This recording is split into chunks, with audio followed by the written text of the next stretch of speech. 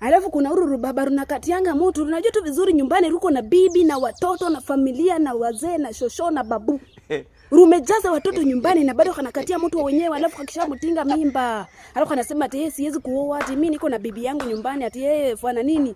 My friend, ukinipea mimi lazima utanioa. Kama nataka unioe utanioa.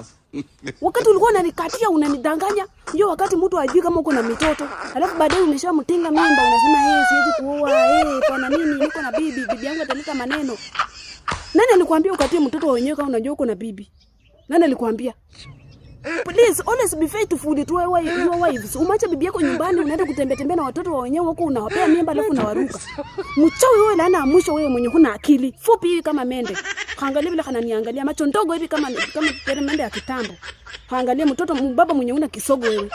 Akili fupi hii yenye ina akili. Haona vile kananiangalia. Niko na bibi ataleta maneno ngongo.